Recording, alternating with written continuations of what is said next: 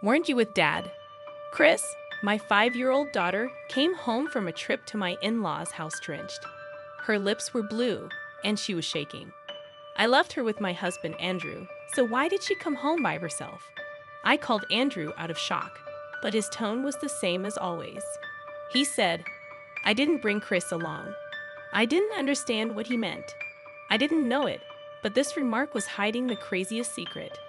My name is So Moore, and I'm 32 years old. The little girl in front of me is Chris, who is 5 years old. When we first got married, we were very close. I remember how happy we were to hug each other when I told him I was pregnant. I went back to work a year after giving birth and was happy with my life. But at some point, our happy life changed. Housework is the wife's job. Even though my wife and I used to do things like housework and cleaning together, 2 years ago, Andrew all of a sudden started giving me all of the housework. But I work too, and I need your help, I said.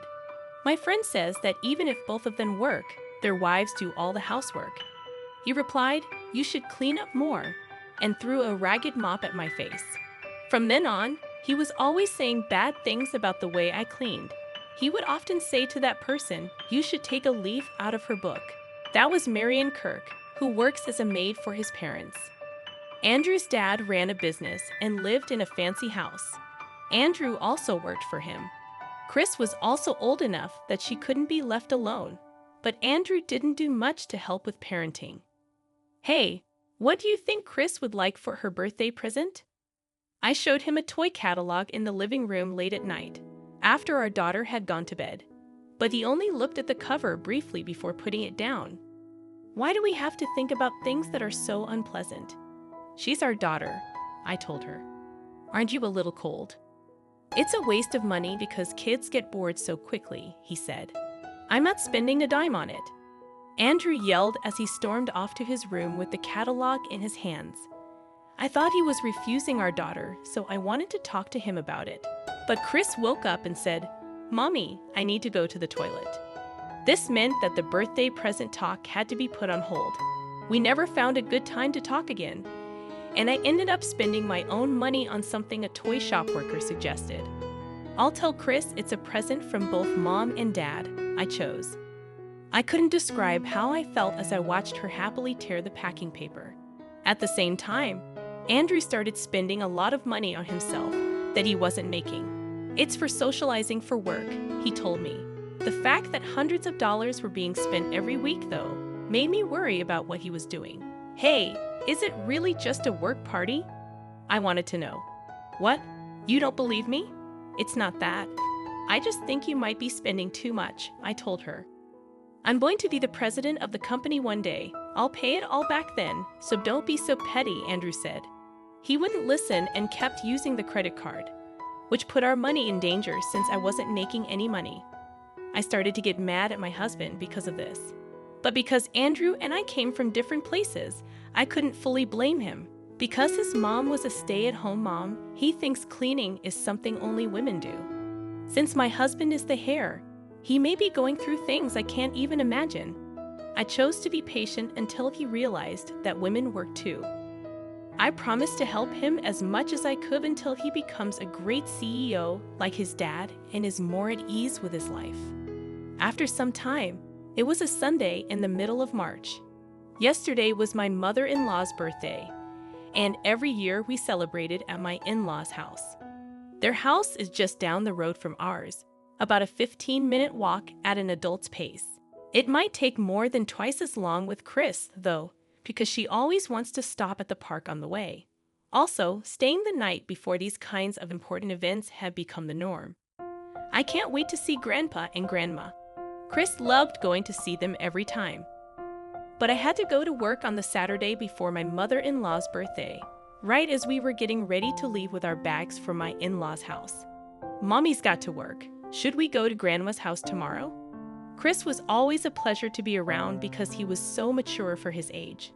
I did feel bad, though, about making my in-laws take care of a kindergartner. No, I want to go, Chris said. She was ready to go and had her favorite toys packed in her backpack. If we stay, what should we do? Should I take care of her? Let's go to my dad's house by ourselves then. But it's okay, I'll talk to them, he said, picking up the phone and calling my in-laws before I could answer. He began to describe our situation. I took Andrew's phone to at least thank my in-laws because I wanted to. I said, "I'm sorry I forced Chris on you. We're family. There's no need for formalities." "Thank you." That's right, I thought to myself. With the maid and Andrew with her, there's not much to worry about. My husband still doesn't want to help with childcare, but I held my cool and didn't let that show. They finally left our house in the afternoon, and I chose to finish my work and visit my in-laws the next day. I'm off. I quickly grabbed my work bag and got ready to go to the office. There wasn't a cloud in the sky at that time. But as time went on, the weather got worse, and by evening, it was pouring down rain. It's cold, as if to tell the future. After getting home early from work, I stayed up until 6 p.m. to rest. I was in the middle of getting ready for a relaxing bath when the doorbell at the front door rang. I was shocked to see Chris, who was drenched. "Chris, weren't you supposed to go to Grandma's house with Dad?" Chris was shaking because it was so cold. Her lips turned blue, and when I held her hands, they were as cold as ice. She said in a shaking voice, "I couldn't get into the house because I didn't have the keys." But I couldn't understand what was going on. I chose to let her take a bath first, though, because she looked so tired. In the meantime, I called Andrew to let him know what was going on. I asked, "What's going on here?" "I forgot to bring her to my dad's house," he said. "What? I believed you were looking after her." "How could I know? She left on her own." Our daughter started crying out loud on the way to my in-laws, saying she didn't want to go unless Mommy was with her. Even though my husband tried to calm her down, she refused to listen and went back home by herself. However, since it's a straightforward route to our house and she has walked it several times before, I thought she would be fine alone, so she headed to my in-laws' place on her own. "I thought you'd be busy with work, so I didn't contact you." "Wait a minute, didn't you say you were heading to your parents' house right after lunch?" That was at 6:30 p.m. Chris shouldn't have been on her way to visit my in-laws at that time. Now that I think about it. I had some errands to take care of. It got late because I was wrapping those up. Still, I couldn't stand the fact that he let our daughter come home alone while she was drenched. "Why didn't you at least give her an umbrella?" I tried to, but she said she didn't need it and ran off. But before I could say anything, Andrew, who had been pretty calm up until then, became angry. "You fuss too much. It's all your fault. Why is she such a bad child?" "She is not spoiled at all, no matter how I raise our daughter." Hearing that from my husband, who never paid attention to our daughter, made me so mad that I had to raise my voice. However, he refused to take responsibility for what he did. He finished the call by saying, "She is safe, so there's no problem," and then hung up by himself. When I tried to call him back, it looked like he had turned off his phone, and my in-law's number was set to message. I thought the only thing left to do was talk to her at this point. After things calmed down, I asked her to come over. "Why didn't you visit your grandmother today? You were excited about it." I asked. She looked down and her eyes lost their sparkle. I asked, "Is that true?" As she slowly opened her mouth to talk. She gave a deep nod, but there were still a lot of questions. I looked into everything I could in a short amount of time. That's what it was. Then I learned a shocking truth through something I didn't expect. "This is terrible." I clenched my hands and said, "I will never forgive them." I was determined to get back at the person who had caused my daughter so much pain. I then yelled at my in-laws, "I'll be bringing Chris over tomorrow." And I couldn't sleep that night because I was so mad. I went to my in-laws' house the next day. Even the cleaner hadn't come yet. At 8:00 a.m., my daughter was playing in a room upstairs. So I went to the living room on the first floor, where my husband was still sleeping and snoring.